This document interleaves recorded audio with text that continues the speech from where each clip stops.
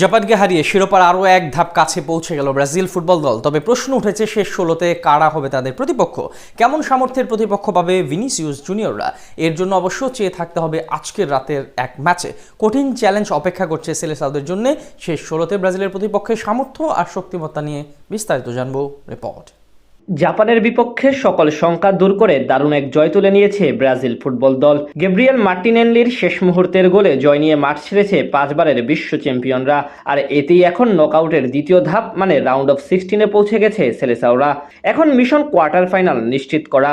সেখান থেকে প্রশ্ন উঠেছে সেই মিশন পাড়ি দিতে কাদের প্রতিপক্ষ হিসেবে পাবে হলুদ জার্সিদারিরা। নকআউটে আর্জেন্টিনা সহজ দল পেলেও ব্রাজিলকে চ্যালেঞ্জ জানাতে অপেক্ষা করছে কারা, সেই প্রশ্নের উত্তর লুকিয়ে আছে আজকের রাতের এক ম্যাচে। এবার আসলে শুরু থেকেই নানান কারণে আলোচনার মাঝে ছিল ব্রাজিল। স্কোয়াড ঘোষণা থেকে টুর্নামেন্টে আগমন সব জায়গায় তাদের নিয়েছিল বাড়তি মাতামাতি।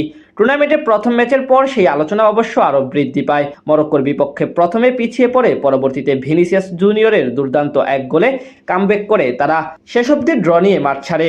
এরপর গ্রুপ পর্বের দ্বিতীয় ম্যাচে হাইতির বিপক্ষে দুর্দান্ত কামব্যাক, কিংবা শেষ ম্যাচে স্কটিশদের বিপক্ষে গোল উৎসব। সব মিলিয়ে গ্রুপ চ্যাম্পিয়ন হয়েই নকআউট পর্বে পা রাখে 5 বারের বিশ্ব চ্যাম্পিয়নরা। সেখান থেকে তাদের শেষ 32-এ প্রতিপক্ষ হিসেবে আসে জাপান।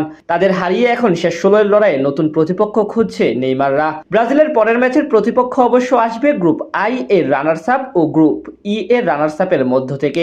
সেখানে আজ রাতে মুখোমুখি হবে আর্লিং হল্যান্ডের নরওয়ে ও আইভরি কোস্ট, যারা কিনা ইতিমধ্যে এবার আসরে নিজেদের সামর্থ্য প্রমাণ দিয়েছে।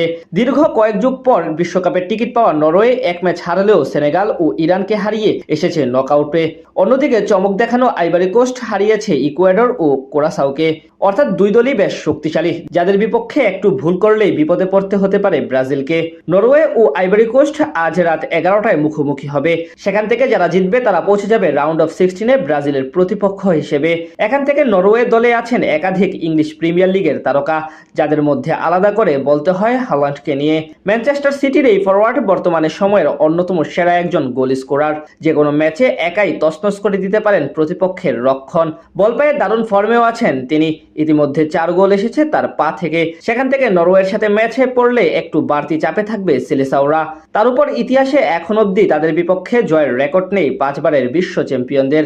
এছাড়া আইভরি কোস্টেরও আছে বেশ কিছু ভালো মানের ফুটবলার। তাছাড়া এবার আসরে গরমের কারণে অন্য দলগুলো হাঁপিয়ে উঠলেও আফ্রিকার দেশটির ফুটবলাররা দারুণ দ্রুতগতির ফুটবল খেলে নজর কেড়েছেন।